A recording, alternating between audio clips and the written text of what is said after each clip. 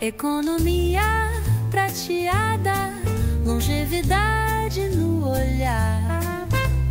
Papo de idade, é aqui o seu lugar. Histórias contadas com tanto saber, o brilho no olho que faz renascer etarismo. Vamos desconstruir. Mais um episódio do Papo de Idade. Obrigada a você que está aqui acompanhando o nosso canal. Esse canal tem o objetivo de ecoar os vários temas envolvendo a nova longevidade ativa. A gente vai trazer convidados aqui dos mais variados ramos de atividade, pessoas qualificadas nas suas áreas de atuação. E hoje a nossa convidada é a Tânia Rodrigues. A Tânia hoje é presidente do Conselho Municipal da Pessoa Idosa do município de Taubaté. A gente vai falar muito sobre o Estatuto da Pessoa Idosa, os seus desafios, né? O Estatuto já tem 22 anos aqui no Brasil e esse bate-papo vai ser bastante interessante e provocador. Tânia, muito obrigada pela sua participação, por ter aceitado o nosso convite, de dar a oportunidade da gente prestar esse esclarecimento, né, e essas informações para a população, principalmente para a população 50 a mais, mas para todo mundo, para as pessoas que precisam conhecer o que as políticas públicas e o Estatuto da Pessoa Idosa evoluíram nesses últimos 22 anos. Como é que você chegou à presidência do Conselho Municipal da Pessoa Idosa, Tânia? Boa tarde, Cíntia. Super feliz com o convite, né? Pela realidade que estamos vivendo, com a crescente da população idosa. Então, mais do que nunca é necessário estarmos informando, estarmos levando a elas o que elas precisam saber para que realmente acessem os seus direitos. É o que consta no Estatuto do Idoso. A minha trajetória no Conselho é até engraçada até, né?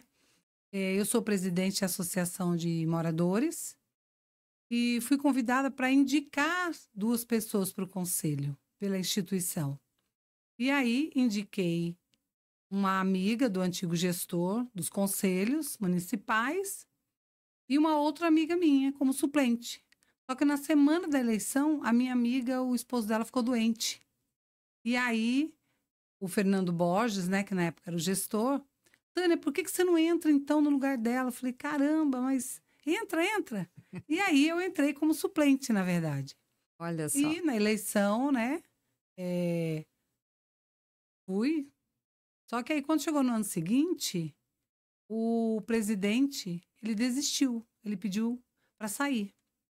E aí o Fernando Borges, na época, falou, Tânia, você tem participado tanto, o pessoal, tá todo mundo querendo que você assuma a presidência. E daí, na eleição, né, para substituir, fui eleita presidente. Olha só, foi sem querer querendo, então. Sim, sem querer, peguei o bonde andando, né? E sentei na janela. Olha só, pegou o bonde andando e já sentou na janelinha. Você está lá há quanto tempo?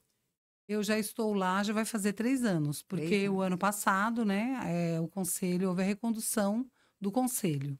Então, nós fomos reconduzidos, porque o nosso regimento interno permite, né, que seja reconduzido por apenas mais uma vez. Uhum. Então, eu fui reconduzida, então o meu mandato ele termina em junho de 2026. Tudo bem, se foi reconduzida é porque está fazendo um bom trabalho, né? Eu imagino que sim.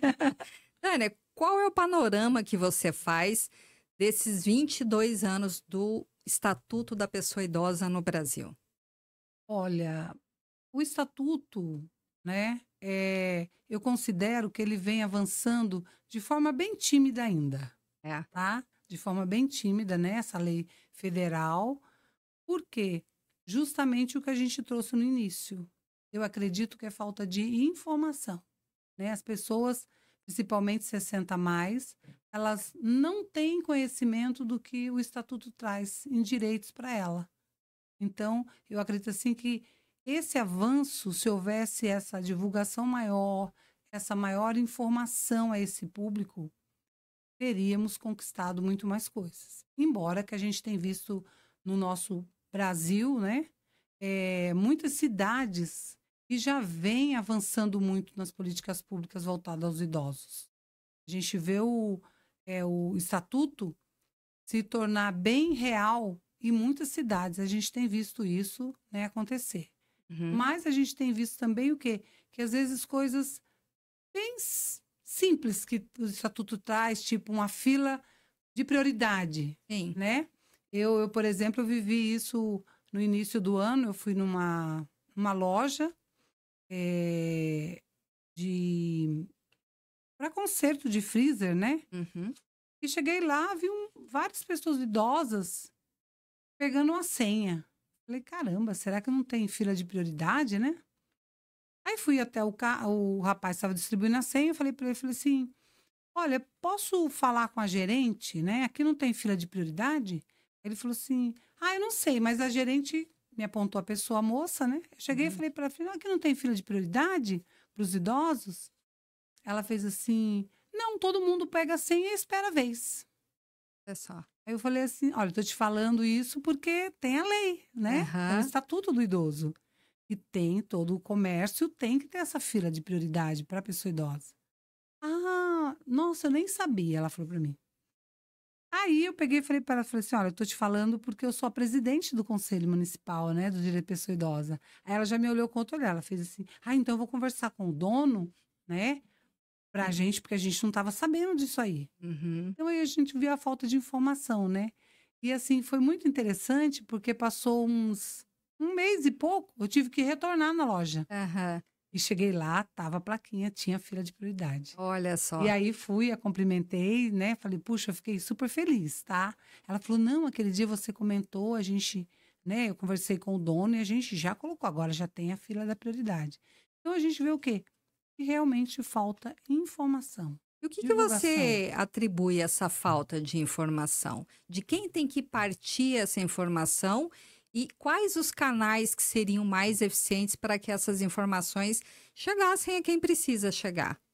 Olha, eu acredito que essa falta de informação, ela é até decorrente mesmo como é que eu vou te falar? Do poder público, né? Eu acho que essa divulgação teria que ser feita nos PAMOS, nos centros de convivência, né? Tá sempre tendo essa provocação na escola. Eu acho que a educação é o primeiro pilar, Sim. né? Eu sou suspeita porque eu sou educadora, Ser educadora. mas eu acredito que tudo parta da educação. Porque na educação que a gente vai ter o quê? Formação de ideias, né? Mudanças de paradigmas. Então, eu acho que a educação seria o primeiro passo. Tá? Sim. Desde a tenra idade, se trabalhando sobre esses direitos, sobre essa importância de garantir um envelhecimento com dignidade, com qualidade, com equidade, né?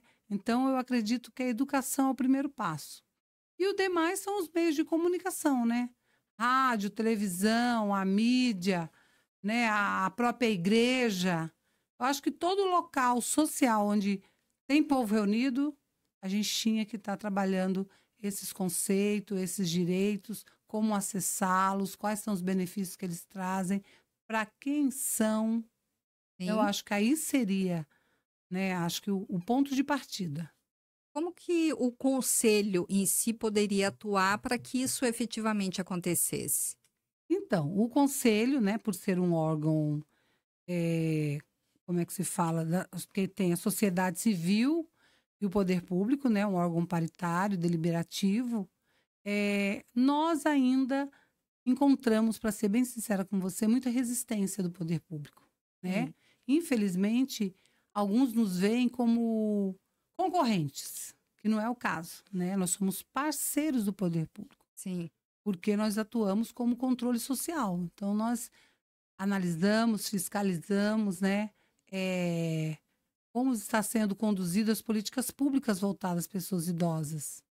Então, se nós tivéssemos uma parceria mais consolidada com o poder público, eu acho que poderíamos contribuir muito mais. Embora que a gente contribui através de reuniões, algumas participações em eventos, né, ligados às pessoas idosas que acontecem nos CCIs, em outros locais. Então, a gente sempre está procurando trazer né, esses direitos, levar ao conhecimento desse público os direitos que pertencem a eles e como podem acessar. Muito bem. Com relação a essa acessibilidade, né, essa parceria do poder público com o conselho, pensando na pessoa 50 a mais, 60 a mais. Você acredita que no Brasil nós tenhamos realmente cidades amiga do idoso? Aquela cidade que é uma cidade inclusiva? Eu estou perguntando isso porque existe um guia mundial feito pela OMS já há 17 anos, que é o Guia da Cidade Amiga do Idoso. Esse guia é um modelo, né? Ele é uma espinha dorsal que cada município pode adaptar à sua realidade e fazer ali um checklist. Será que a minha cidade é uma cidade amiga da pessoa idosa? E aí entra várias questões: segurança, saúde, mobilidade, moradia. E esse guia, ele traz Educação, lazer. cultura, turismo, né? A inclusão social da pessoa idosa, porque infelizmente, quando a gente fala de políticas de inclusão, existem várias inclusões, mas a pessoa idosa parece que está ali escondida, Meio excluída, na verdade. meio excluída, pedindo para ser vista também. E a população envelheceu, não é mais um tema do futuro, é um tema do presente, né? O dia 1º de outubro, o Dia Mundial da Pessoa Idosa, foi implementado há mais de 40 anos atrás, ou seja, a gente tem discutido isso ao longo de 4 décadas e esse futuro da pessoa idosa ser numerosa no mundo inteiro já chegou. Então, você acha que nós no Brasil estamos ainda caminhando a passos lentos? Como é que você vê isso para que realmente as cidades sejam inclusivas? Olha, é o que eu te falei em relação ao estatuto. Eu acredito que a gente ainda está muito lento. Por quê? Se você for ver o censo de 2010 e o último agora, 2022, nós vamos ver o quê? Que a população idosa cresceu 56%. Em 2010, eram 40, né, em torno de 46, alguma coisa, pessoas para cada 100 crianças e adolescentes. Em 2022, passou a ser 80 para cada 100. Né? O nosso município, por exemplo, daqui 2 anos, nós teremos mais pessoas idosas do que crianças e adolescentes. Exatamente. E a gente vê o quê? Que essa é uma realidade, como você falou, mundial. Mundial. A gente vê em países, por exemplo, como a França, eles começaram a se preparar para essa realidade, né, de uma população envelhecida maior do que a população ativa, do que crianças e adolescentes, há 500 anos. E nós ainda estamos surpresos. Às vezes a gente percebe que as pessoas, quando você toca nesse assunto desse crescimento acelerado da população idosa, as pessoas ficam espantadas, né? Elas ficam com aquela cara de, nossa, eu não sabia, caramba, é tudo isso. Ué, aqui mesmo no nosso município, às vezes eu converso com as pessoas, eu falo assim, sabia que aqui tem mais de 54 mil pessoas idosas? Nossa, tudo isso? Eu não sabia que tinha tudo isso, né? Tem mais de 1.000 pessoas com mais de 100 anos aqui em Taubaté. Né? 2 semanas atrás, eu conheci uma senhora de 104 anos. Quer dizer, então, o que você falou é uma realidade que não é para amanhã. É atual. uma realidade, na verdade, de ontem, né? De ontem, já aconteceu. E a gente vê que essa população, mais do que nunca, a gente vê que a própria questão da perspectiva de vida aumentou. Hoje é 77. Quase 20 anos, né? Nas últimas décadas. Então, o que a gente observa que a Europa, né, os outros países, levaram 100 anos para acontecer, no nosso país, esse envelhecimento, esse crescimento aconteceu em 40. Exatamente. E eu acho que nós estamos num momento em que essa bolha furou. né?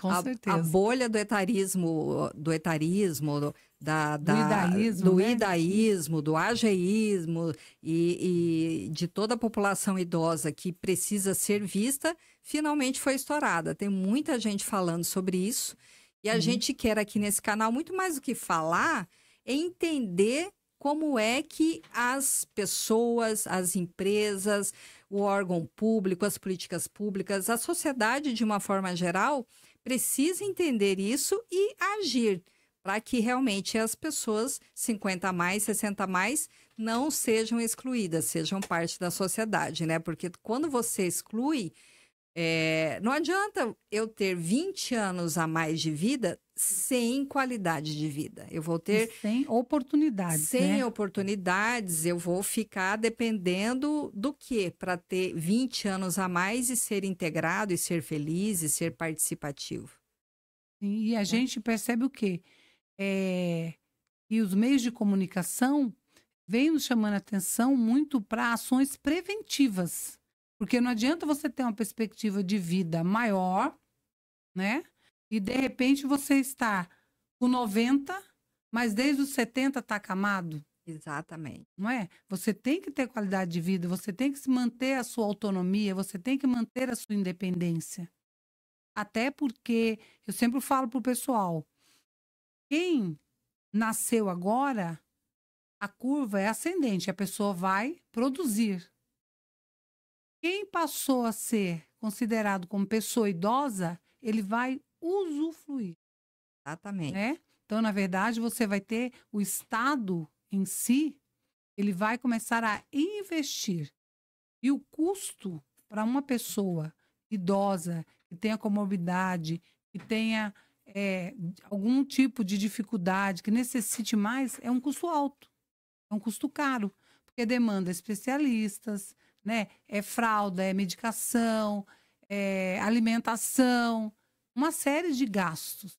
Então, mais do que nunca, como você acabou de falar, essa bolha, né, estourou e é necessário começarmos a traçar ações para ver alguma coisa, para não colapsar a própria sociedade, né? A gente precisa repensar na nossa forma de olhar a esse público. Para quê? Para que a gente possa ver como que a gente pode torná-los ainda ativos na sociedade. Porque vai se precisar, já que estamos vendo que a natalidade está cada dia mais diminuindo, né? Sim. A taxa de natalidade hoje no Brasil é de 1,7. Isso, no último censo foi 6%, né, em 22, e 26 pessoas que passaram a ser consideradas como idosas. Exatamente. A pirâmide inverteu, né, completamente, e a gente precisa falar sobre isso. Mas para não perder nenhum ponto especificamente do Estatuto da Pessoa Idosa, eu vou aqui literalmente passar alguns artigos para você dizer para mim como que isso está evoluindo, se isso está acontecendo, o que está faltando para acontecer. Então, por exemplo, lá no artigo 5º, fala do direito da saúde, que eu acho que é um ponto sensível. Sim, é a cereja do bolo, vamos dizer assim. A pessoa idosa, a pessoa 60 a mais, ela precisa dessa assistência do poder público, principalmente na área da saúde. Então, no artigo 5º, ele fala sobre essa segurança na saúde e no parágrafo 1º, ele diz o seguinte: a prevenção e a manutenção da saúde da pessoa idosa serão efetivadas por meio de atendimento geriátrico e gerontológico em ambulatórios. Quantos geriatras nós temos no nosso município ou no Brasil inteiro? Pouquíssimos. Pouquíssimos. Aqui no nosso município, por exemplo, é uma discussão que a gente tem trazido, né, a pauta nas reuniões nossas do conselho, porque é uma queixa e a gente ouve constantemente, né? Se queixam que muitas vezes a pessoa que vai atender ela não está preparada. Até porque a gente fala, o idoso, ele às vezes necessita de uma atenção especial, até por conta que os órgãos do sentido, o próprio cognitivo, já está num processo debilitado. Então, aquela pessoa que vai atender aquela pessoa idosa, muitas vezes ele vai ter que repetir a informação, Sim. ele vai ter que falar com uma certa calma. Então, o tratamento para passar essa informação vai ser diferenciado. Então, já começa por aí, né? Aqui na nossa cidade, um exemplo, o geriatra ele tem 15 minutos para atender a um idoso. Isso a gente tem discutido, porque até no conselho, um dos conselheiros representantes do poder público é uma geriatra, e ela sempre traz essa temática, né? Ela fala que é necessário que houvesse uma rede de mais profissionais. Para quê? Quando esse idoso chegasse ao geriatra, esse geriatra já tinha uma foto, né, da saúde dele. Sim. Porque os outros profissionais já teriam passado isso aí. Então, realmente, esse tempo de 15 minutos seria suficiente. Sim. Né? Embora que eu acredito que mesmo assim não seria. Porque às vezes você tem que conversar com aquele idoso, ele tem que se sentir seguro. É outro ritmo de Não é? atendimento, Para né? que aí ele possa passar para você realmente o que ele está sentindo, né? Uhum. Nós vemos também que tem acontecido muito erros em relação à marcação de exames. A gente tem observado isso também, que é algo que às vezes o idoso, nós já tivemos um caso do idoso esperou 9 meses para fazer um exame, e quando chegou na hora de fazer o exame, que ele chegou com documento, chegou com papel, a pessoa olhou e falou assim: ah, então o senhor é o seu José? Não, meu nome é Paulo. Ué? Aí viu-se que o nome estava errado. E aí a pessoa falou para ele assim: ah, então... E agora? Ai, sinto muito, o senhor vai ter que voltar para o final da fila. Isso não E pode aí? acontecer. Isso não pode acontecer, porque o próprio estatuto traz o quê? Que é para dar prioridade, Exato. né? Principalmente, independentes, são doenças que acometem mais as pessoas idosas. Sim. Ela tem que ter essa prioridade. Uhum. E a gente vê até mesmo por esse crescimento, nós estamos vendo o quê? Que o próprio sistema de saúde, ele ainda não está preparado, ele ainda não traçou ações, né? Quer dizer, o público aumentou, e agora? A única ação, e aí eu vou falar especificamente dos planos de saúde, foi majorar mensalidades de quem passa dos Sim, 50, né? sim, verdade. Aí é bem rapidinho. Hoje eu falei isso com uma amiga minha. Ela falou: Tânia, a gente não consegue pagar o plano de saúde, porque parece que é porque você fez 60, dispara. Exatamente. Eu falei para ela: a realidade é bem isso aí, né? Eu tô caminhando para esses 60, mas o meu marido, por exemplo, que já passou dos 60, realmente o plano de saúde, e a gente vê numa realidade em que grande parte da população idosa recebe salário mínimo, Nem não consegue tem ter um plano de condição saúde. ter um plano de saúde. E aí quem tem que acolher é O o sistema sistema público. público. E o sistema público parece-nos que ele não estava preparado para esse boom que deu agora, né? Que aconteceu. Aham. É a falta de informação, que é o que você disse aqui, Sim, né? sim. É toda a cadeia atingida pela falta de informação e pela falta de planejamento, a falta de visão, né? É só pegar o IBGE e ler os números para entender para onde caminha a humanidade. Não, e Simples assim. eu acho que vê a realidade de outros países também. O Japão.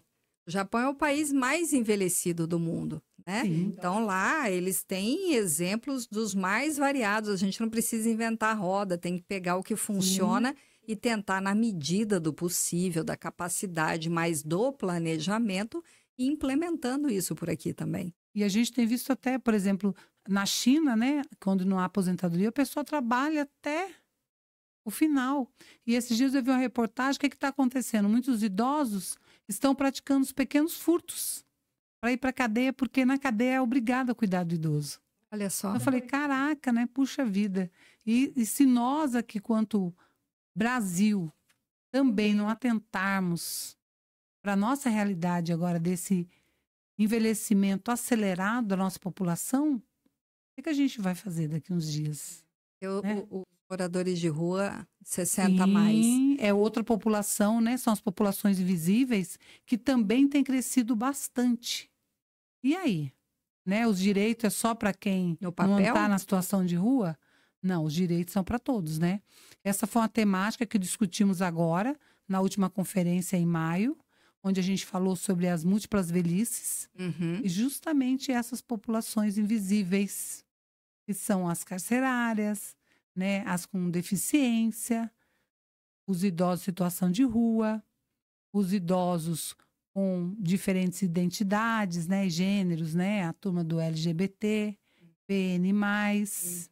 E aí a gente vai vendo que em todos os segmentos sociais, graças a Deus, estamos envelhecendo. Exatamente, a população toda.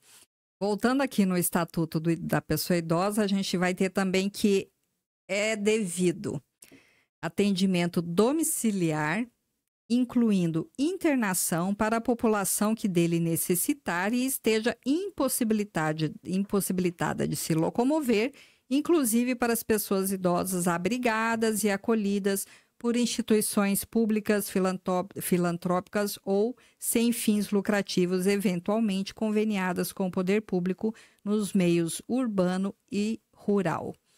Como é que a gente interpreta esse atendimento domiciliar para o idoso? Isso também é uma bandeira que o Conselho tem levantado, né?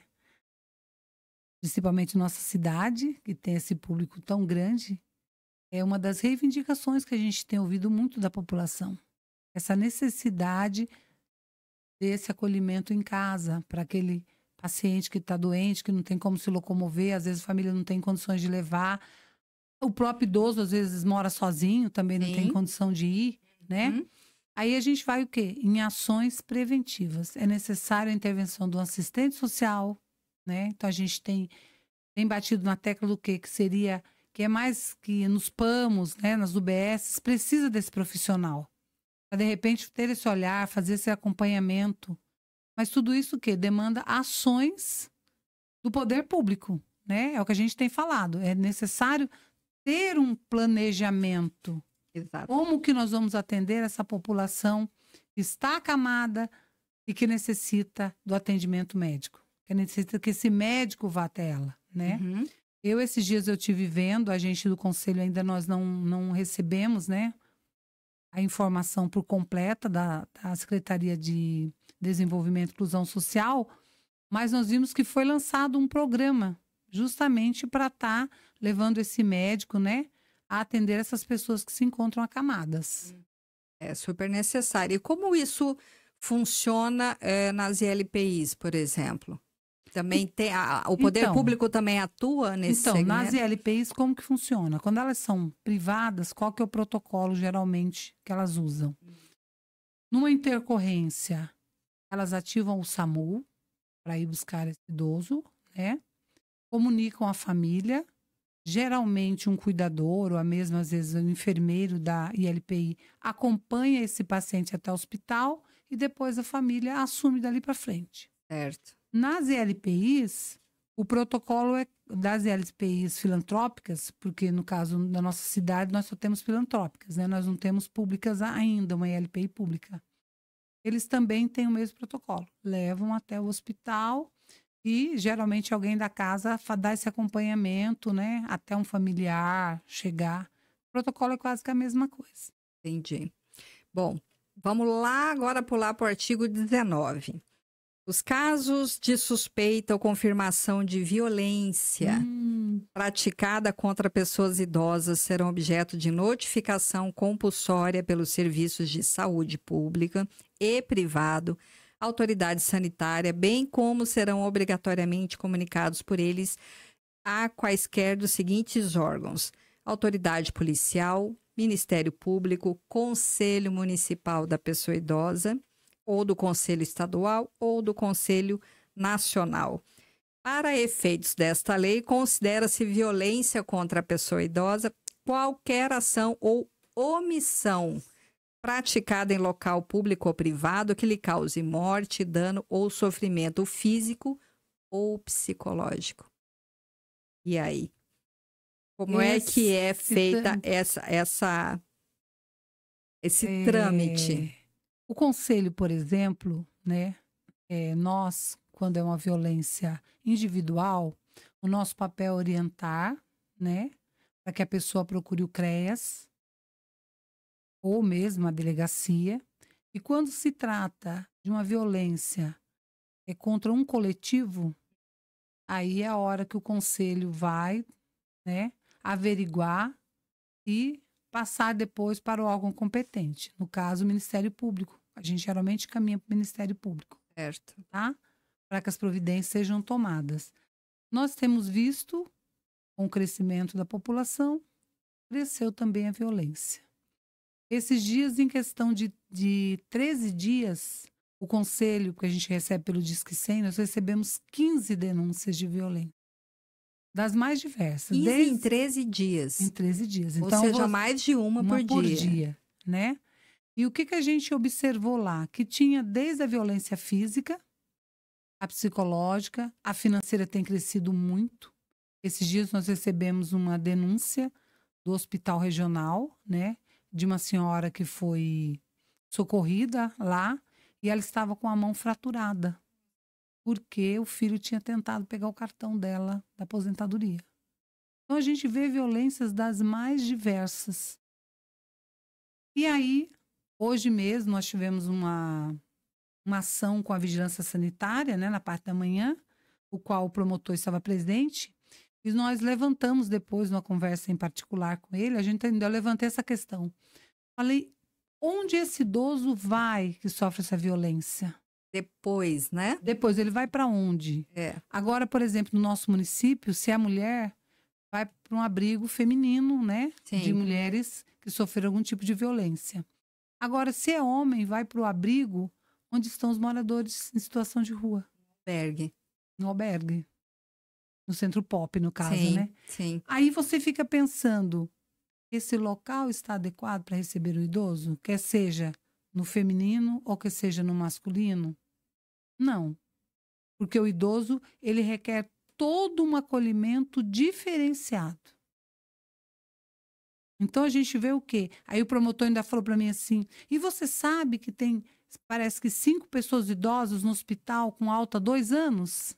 Como assim? Estão lá. Sofreram alguma violência? Não, a família levou, porque infelizmente é outra coisa que tem crescido, né? Principalmente as pessoas idosas que às vezes já estão num processo de demência avançado, ou mesmo com Alzheimer.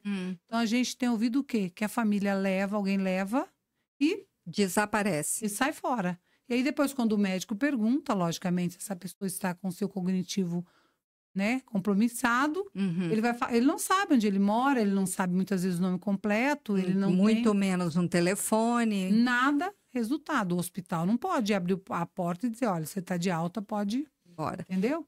Então, aí a outra reivindicação que a gente tem levado, qual é? Nós necessitamos ter uma casa de passagem para que a gente possa acolher essa pessoa e depois dar um encaminhamento. Porque também, pense bem, ficar 2 anos, 1 ano no hospital, não é? Inimaginável isso. Inimaginável, mas está acontecendo. E também é um tipo de violência. Com certeza. Né? Então, a gente, às vezes, pensa nessa violência contra a pessoa idosa, quando você pensa na violência física, na patrimonial, na sexual, na física, né? Mas a gente esquece que a maior de todas elas é a omissão. Isso. A omissão, né? É aquela que quando chega para o poder público, chega para o nosso conhecimento e a gente apenas lamenta. Ah, puxa vida, né? Esses dias atrás eu participei de uma reunião onde eu levei essa questão da violência e eu falei para eles, a gente fica indignado porque nós não podemos chegar a um ponto de, puxa, que coisa, né? Tá. E aí? E quais são as ações? Porque esse idoso, muitas vezes não, sempre, né? A pessoa que o está agredindo é um familiar, é alguém muito próximo. Então, às vezes são situações que não dá para você fazer um relatório, mandar não sei para quem, e o outro vai fazer outro relatório não sei para onde, vai mandar não sei para onde. A gente tem ouvido falar, né, acompanhado alguns casos de violência, em que o idoso fala assim, ah, não, eu não quero que denuncie para a polícia.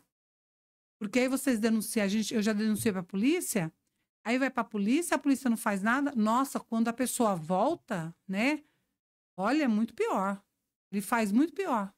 E a gente tem visto isso, né? Então, nós necessitamos como você mesmo disse, nesses 22 anos, né, de avanço do Estatuto, mas nós vemos o quê? Que essas questões ainda não são realidades para todos. E principalmente para a população mais carente. Exatamente. Né? Então, não adianta a gente ter uma lei bonitinha, bem escrita, cheia de direitos, como é a nossa própria Constituição de 88. Sim. Né?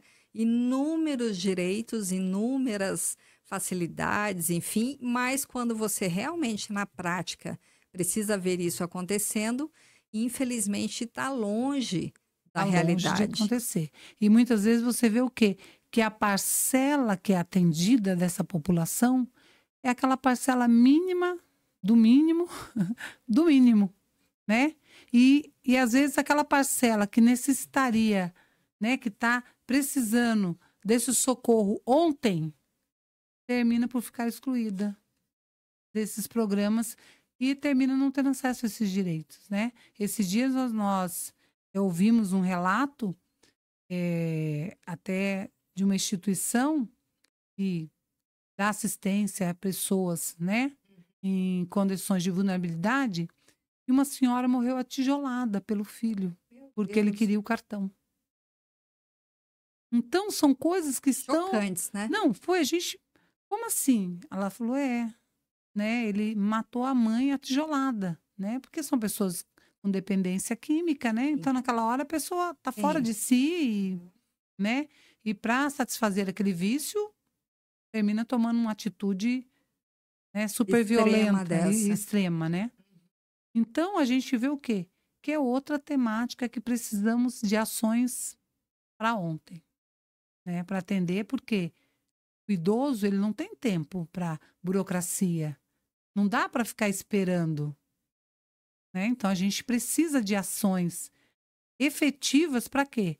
Para que o artigo 19 se torne verdade. Torne verdade, né? E isso depende da ação do poder público integrado, né? São várias secretarias, várias Na pastas. verdade, de toda a sociedade, né? Também. Porque muitas vezes o poder público se omite por chegar no momento que ele vê, puxa, vou fazer o quê? Não tenho dinheiro, não tenho como, não tenho uma ação, não tenho, de repente, planos já definidos para essa política pública, para agir nesse momento. A sociedade, muitas vezes, você é o vizinho que fica sabendo, mas você fica naquela, eu não tenho nada a ver com isso, não vou me meter. Ah, é o filho dele, é o marido dele, é o sobrinho, sei lá quem está fazendo violência, eu não tenho nada a ver com isso. Então, nós vemos o quê? Uma omissão, tanto por parte da sociedade no seu geral, como por parte do poder público. Então, acho que essa é a maior forma de violência que nós temos vivido, infelizmente, hoje. A omissão realmente pode custar vidas, né? Sim. Pode não, com certeza custa, né? Tem custado, né? Vamos lá para a educação, que é a tua área também. Artigo 22, da educação, cultura, esporte e lazer. É a inclusão de fato da vida social, da vida pujante das cidades desse idoso. Lá no artigo 22 fala o seguinte: nos currículos mínimos dos diversos níveis de ensino formal, serão inseridos conteúdos voltados ao processo de envelhecimento, o respeito e a valorização da pessoa idosa, de forma a eliminar o preconceito e a produzir conhecimentos sobre a matéria. Você vê isso acontecer? Não, essas coisas geralmente acontecem de forma pontual, né? Mas não continuada. Sim. E eu, quanto educadora, né, nós sabemos o quê? Que para haver uma aprendizagem é necessário ter um processo contínuo. É porque você muda uma geração. Você vai mudar, né, uma geração. Não é aquele assunto, a semana do idoso. Isso. Então, durante uma semana eu falo sobre idoso, faço atividades do idoso e o restante do ano letivo que ele existe. Morreu a questão do idoso, né? Quer dizer, então aí não vai se consolidar essa aprendizagem. Não vai haver mudança de paradigma, mudança de mentalidade, uma mudança cultural. Exatamente. Então, é o que a gente falou. Então, esse processo ele teria que ser o quê? Desde os pequenininhos, né? E daí, os maiorzinhos, os adolescentes, na própria universidade, né? Para que realmente se consolidasse e que a gente houvesse essa mudança de comportamento e de olhar para essa pessoa idosa. Como que você acha que isso efetivamente aconteceria dentro da educação? Uma matéria específica ou em cada matéria um tema ligado ao assunto, não só eventos pontuais? Como você acha que isso se materializa de fato? Eu acho que é o tipo do assunto que deveria fazer parte do currículo, né? Um assunto que você falaria em matemática, você falaria em geografia, você falaria em português, em todas as matérias Sim. curriculares, você abordaria esse tema. Para que realmente se tornasse Para que cultura, né? realmente se tornasse cultura. Como, por exemplo, eu acho que é uma grande falha do nosso currículo a educação financeira. Ela tem que Sim. começar desde cedo, Porque bebê, você já né? tem que ir falando sobre o Exatamente, valor das já coisas. dá lá um cofrinho, já ensina o que é Sim, poupança, sim. porque depois a pessoa vai chegar na maioridade ou na melhor idade, na velhice, e não vai saber gerir o próprio dinheiro. Por quê? Porque passou a vida inteira sem saber como fazer isso. O que a gente falou, né? É. Tudo depende da educação. Ó, artigo 25, ainda dentro da educação. As instituições de educação superior ofertarão às pessoas idosas, na perspectiva da educação ao longo da vida, cursos, programas de extensão presenciais ou à distância constituídos por atividades formais e não formais. O poder público apoiará a criação da universidade aberta para as pessoas idosas e incentivará a publicação de livros, periódicos, conteúdos de padrão editorial adequados à pessoa idosa que facilitem a leitura, considerando a natural redução da capacidade visual. E aí eu dei uma olhada. A USP, por exemplo, tem lá Programa Universidade Aberta à Terceira Idade. Além da USP, tem várias outras instituições. A Univap, Faculdade da Terceira Idade, Universidade da Prefeitura de São Paulo tem um programa, chama UAP, Universidade Aberta para Pessoa Idosa. E aí eu achei interessante, olha só o programa dessa última, são 3 grandes eixos.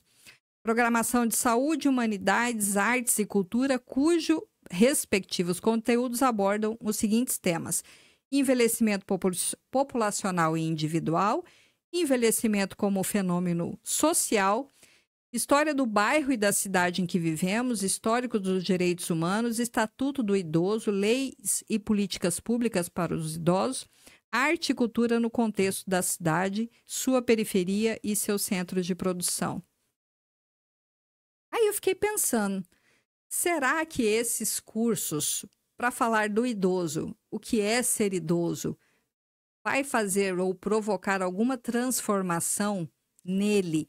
Ou vai, no caso de um idoso que procura frequentar uma universidade da terceira idade, talvez pensando numa recolocação do mercado de trabalho ou aprendizado efetivo de uma nova profissão para empreender ou para se voluntariar, os currículos das faculdades de terceira idade, será que eles estão enxergando que hoje os novos 70 são os antigos 40 e as pessoas estão muito mais interessadas em participar do mercado de trabalho, estão muito mais conectadas e ninguém quer fazer um cursinho de tricô e crochê? Sim, porque eu fico pensando assim, essa pessoa idosa que vai à universidade, ela já tem uma bagagem cultural, ela já tem uma bagagem de conhecimento e ela está buscando se continuar conectada com essa sociedade. Ela quer continuar inserida, ela quer continuar pertencendo, ela quer continuar agindo nessa sociedade. Porque você vai envelhecendo, vai se dando a entender de algo descartável, algo que não está servindo mais, que vai ficar ali no cantinho. Vai se isolando essa pessoa. Então, eu acredito que a pessoa que vá para a universidade, procurar a universidade, ela está buscando se recolocar, né? De repente, ela não quer saber do estatuto. Porque, de repente, ela já conhece o estatuto, ela já Sim. sabe o direito que ela tem. né? Porque é uma pessoa mais esclarecida. Uhum. No meu ver, onde seria importante a educação estar sendo trabalhada, está tendo um olhar todo especial para aqueles idosos que hoje nós temos uma população que corresponde a 48,6% que são de pessoas analfabetas. Essas pessoas, sim, Uhum. né? Eu acho assim que teria que se ter um olhar especial para quê? Para que essa pessoa venha aprender a ler e daí ser trabalhado o estatuto com ela, ser trabalhado os direitos dela, porque aí vai fazer uma diferença, né? Eu tenho acompanhado o CCI do Três Marias, tem uma professora voluntária que alfabetiza os idosos lá. Três Marias é um bairro aqui de Taubaté, para quem está assistindo de outra cidade. Três Marias é um bairro periférico, né? Aqui da isso. cidade de Taubaté, com um grande volume de moradores ali abrangendo a região, né? E lá tem um centro de convivência Sim. para a pessoa idosa. E tem uma professora voluntária lá que faz o trabalho de alfabetização com os idosos.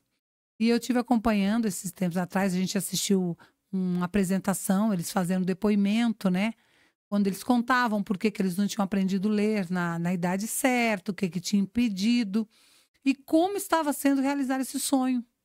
E nós vimos pessoas de 70 e poucos anos, 80 e poucos anos, expressar aquela alegria de estar escrevendo o nome, começando a aprender a ler, fazer a leitura das primeiras palavras. Então, toda aquela felicidade.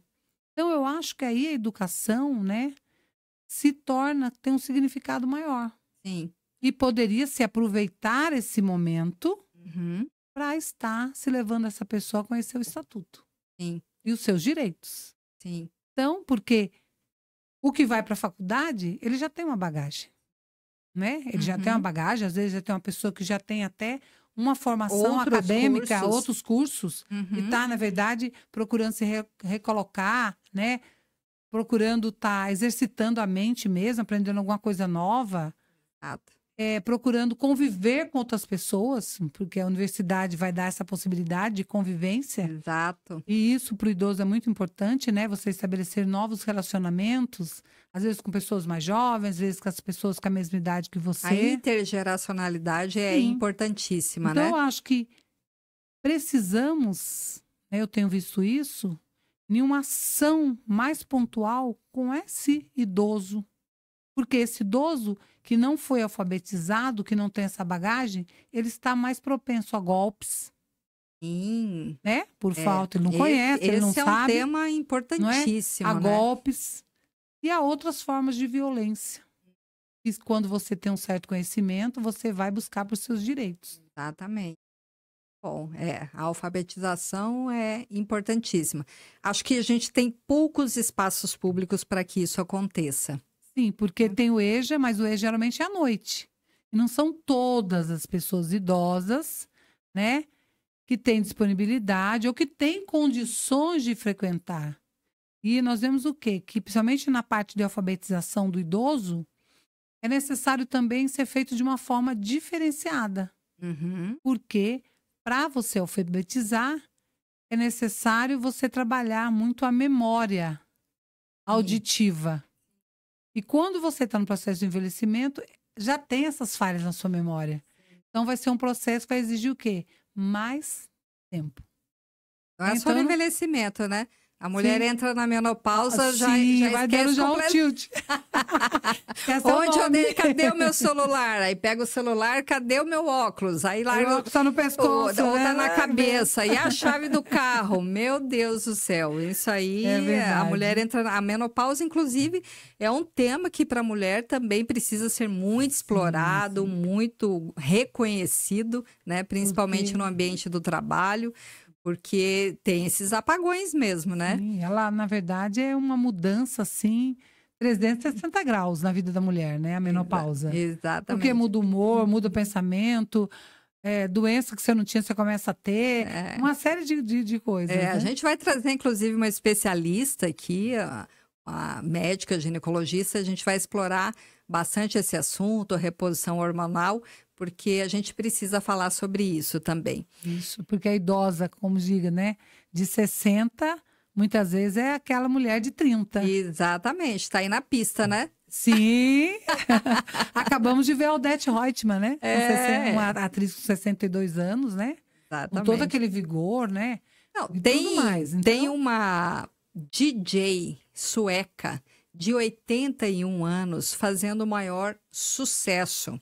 Ela desenvolveu um nicho, né, de público dessa idade que gosta das músicas daquela idade, num ambiente onde ele possa se sentar, ser servido por um garçom e gosta de dançar. E ela tem promovido esses encontros de danceteria mesmo para pessoas acima dos 60 anos, que são começa super saudáveis, né? começa às 18 horas e termina às 22 horas. Então é uma matinê que totalmente repaginado, e ela está fazendo o maior sucesso. E no Brasil, inclusive, a gente já tem uma DJ fazendo a mesma coisa com o maior sucesso. Então, hoje, a Porque terceira tudo idade... isso resulta em qualidade de vida. Exatamente. A terceira idade hoje, ela está super ativa, super engajada, né?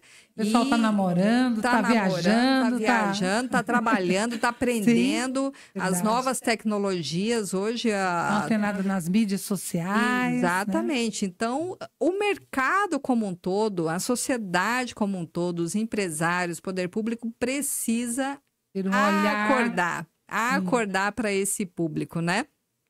Voltando aqui para a gente já se encaminhando para o final, o artigo 28 da profissionalização do trabalho. O poder público criará e estimulará programas. E aí vai entrar no que a gente acabou de comentar aqui. Primeiro, profissionalização especializada para as pessoas idosas, aproveitando seus potenciais e habilidades para atividades regulares remuneradas. Então, de repente, uma escola do trabalho que ofereça lá cursos para essa população. Preparação dos trabalhadores para a aposentadoria, com antecedência mínima de 1 ano, por meio de estímulo a novos projetos sociais, conforme seus interesses, e de esclarecimento sobre os direitos sociais e de cidadania. É o que a gente chama de PPA, Programa de Preparação para a Aposentadoria. Sim, porque isso Tá no funciona Estatuto do muito Idoso. negativamente para muitas pessoas, né? A aposentadoria parece que é O ponto final. Acabou, agora é só esperar para morrer, porque, né? A pessoa, ela se confunde com o crachá ao longo da vida. Sim. Quando ela tira o crachá, é como se ela estivesse perdendo a identidade. É a fulana da empresa X. Ela passa a vida inteira sendo reconhecida como a fulana da empresa X. Até Quando porque a ela se pessoa perde aposenta, também a funcionalidade, né? Ele se acha perder a importância. exatamente. Porque eu não estou ocupando um cargo, eu não estou fazendo nada. Principalmente, né, as pessoas, as gerações mais antigas, vamos dizer assim, a gente vê muito isso, porque a vida se resumia a trabalho.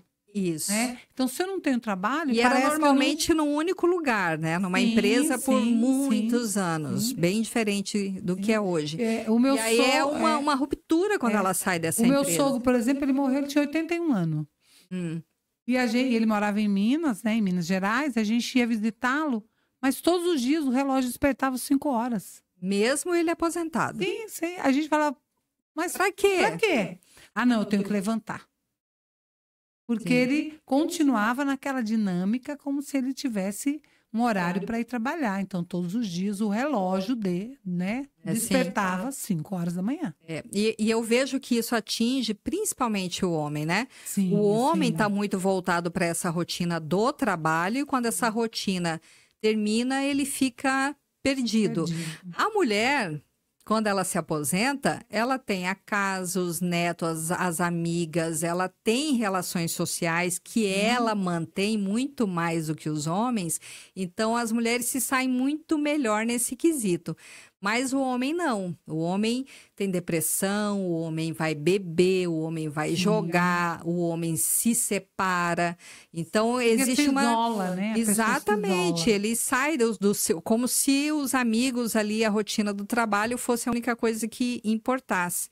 E essa preparação para a aposentadoria nas empresas e nos órgãos públicos, na empresa pública e na empresa privada, é extremamente importante para abordar isso, para você saber que, a partir do momento da sua aposentadoria, você tem que ter um plano B.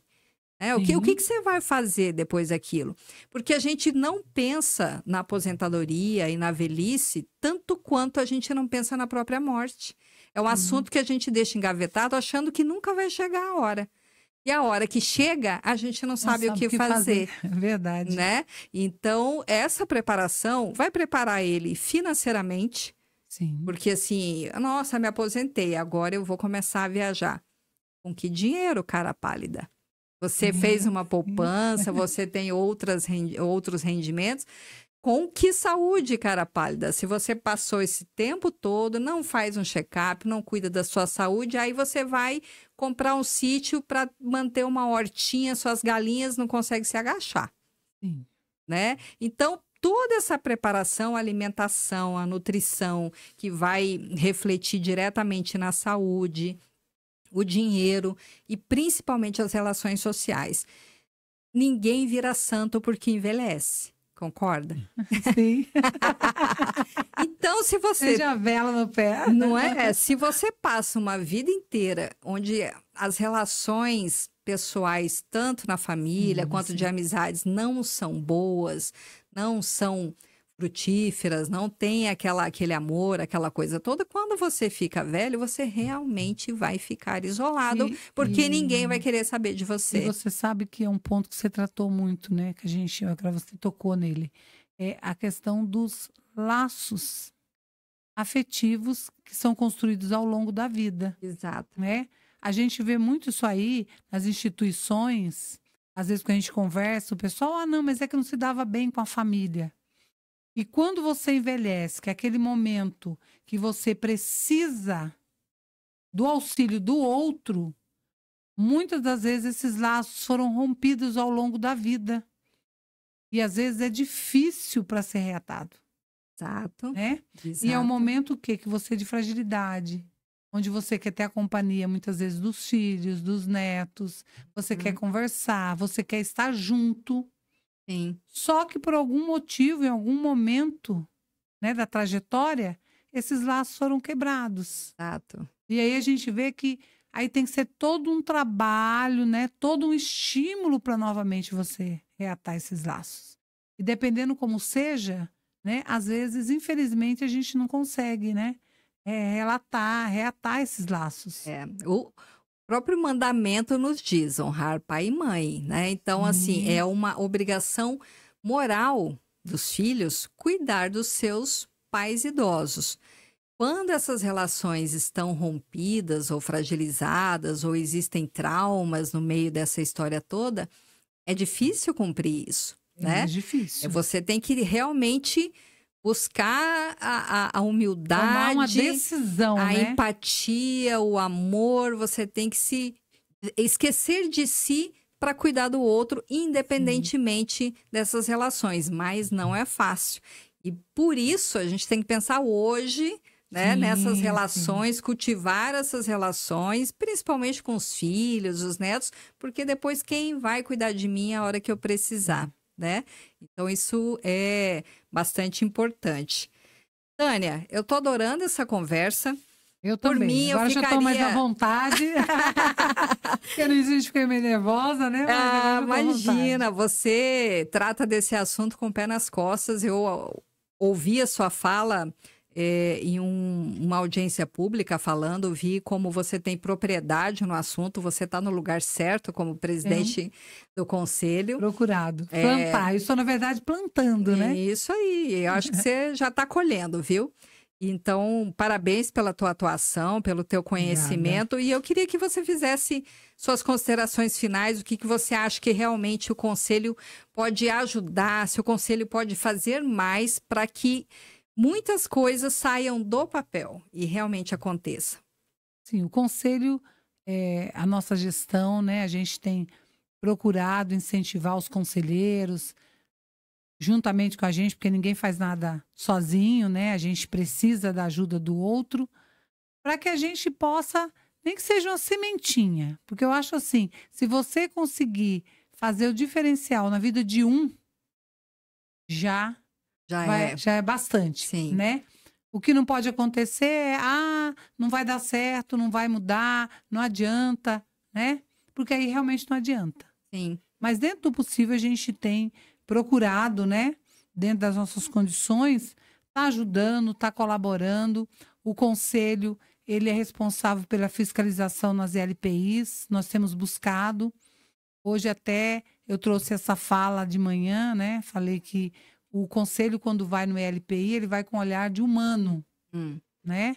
Com olhar de humano. Embora que somos direcionados, né? Temos como norte o Estatuto e a RDC 502/21, que é a lei que norteia como devem ser as LPIs, mas nós olhamos muito para o humano. Como esse idoso está sendo tratado na instituição, né? Realmente essa instituição está oferecendo para ele segurança? Está oferecendo conforto? Está oferecendo qualidade de vida? Está realmente o acolhendo nas suas necessidades? Então, nós temos primado e realmente pego essa batalha para a gente, né?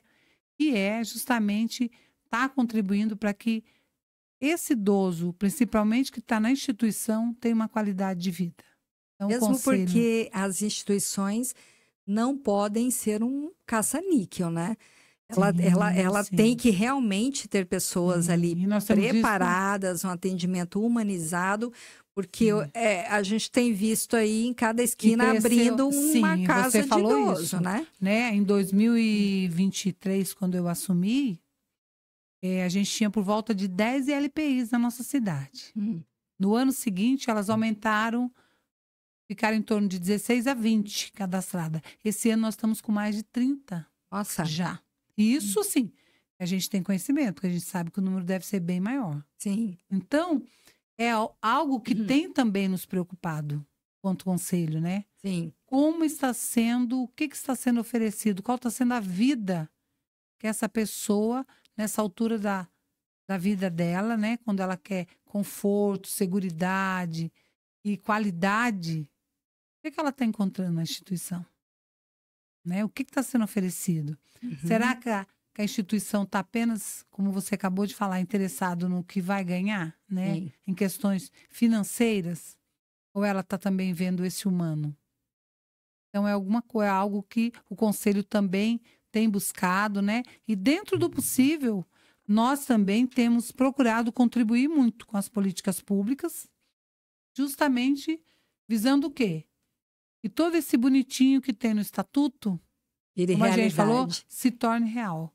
E um real que todos, independente da raça, independente da cor, independente da situação, né, financeira, tenha acesso, né? Desde o morador de rua, porque a gente tem também buscado, né? Sim. A qualquer outro segmento onde tem o idoso, onde tem a pessoa idosa, né? Então, o conselho tem buscado atuar dessa forma aí, tá? E só para encerrar, muito obrigada por essa oportunidade. Imagina. Eu achei que foi muito legal esse bate-papo, né? Que bom. Agora a gente está mais à vontade. Eu quero deixar aqui um pensamento que fala assim: envelhecer é como escalar uma grande montanha. Enquanto sobe, as suas forças diminuem, mas a visão é mais livre, ampla e tranquila. Ai, que Obrigada. bonito. É isso mesmo. Obrigada eu. E além de agradecer a tua presença, a tua entrevista que foi muito bacana, eu quero agradecer também a Valisson Centro Auditivo. Olha só, se você mora aqui na região do Vale do Paraíba e já precisa de um auxílio para ouvir melhor, eu recomendo para vocês procurarem a Valisson Centro Auditivo. Fica ali na rua Bispo Rodovalho, 104, bem no centrinho de Taubaté. Anota aí o WhatsApp de Deixa eu ver aqui, 992123794 é o WhatsApp de contato da Valeson. Lá eles têm todo tipo de aparelho, dos mais modernos, tudo feito também sob medida. São 42 anos de atuação no mesmo endereço. Um atendimento personalizado, atendimento a domicílio, inclusive em outras cidades aqui do Vale. Avaliação sem custo, assistência técnica permanente. E olha só, o seu Roberto Queiroz, que é o proprietário da Valeson, ele faz uma condição especial de pagamento para que todos tenham acesso. E ele, além do preço justo, o seu Roberto é o tipo de empreendedor que ele quer manter o cliente com ele para sempre. Se o aparelho der defeito e tiver conserto, ele não vai empurrar um aparelho novo para você. Então, Valeson Centro Auditivo é parceiro do Papo de Idade. Muito obrigado, seu Roberto, por essa parceria. E eu espero, minha voz até já acabou, espero vocês para a próxima entrevista. Um abraço. Economia prateada, longevidade no olhar.